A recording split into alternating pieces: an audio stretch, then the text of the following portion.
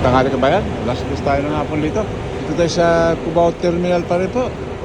Makita nyo sa harapan natin na bus po. Ayun yung papuntang Baguio na tawag nilang Royal Deluxe First Class.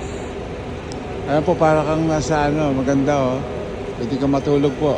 Malaki yung mga upuan. Naititel ko na parang nakahiga ka na. Parang ganun po. The best, di ba?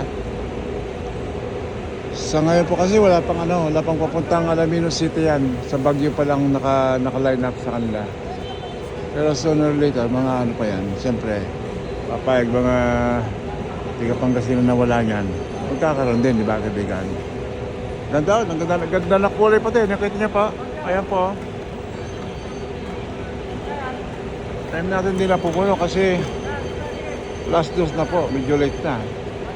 Gusto yung magta-travel kasi mga gusto na madaling araw para bago mag alas 10 na sa Baguio na, di ba kaibigan? Ayan o, isa pala at sabi. At yung mga basa sa Fernando, Basambales, lahat po rito.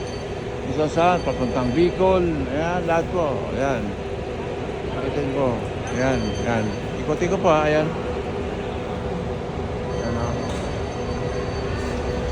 Ayan po. Ayan.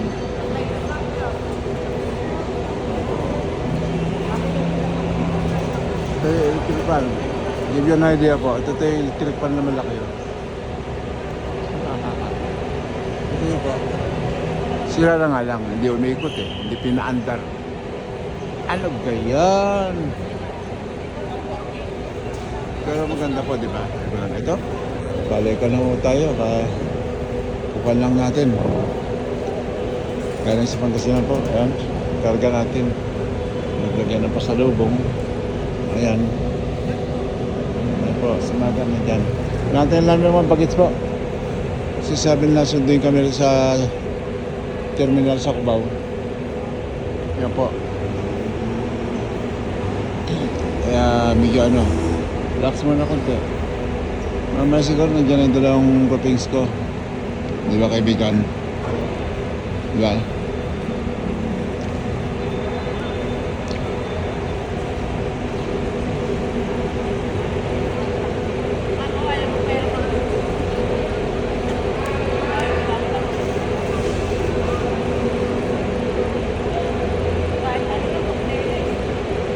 Ah.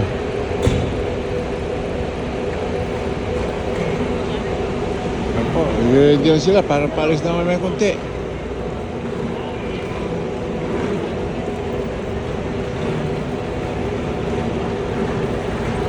Apo, alis na sila.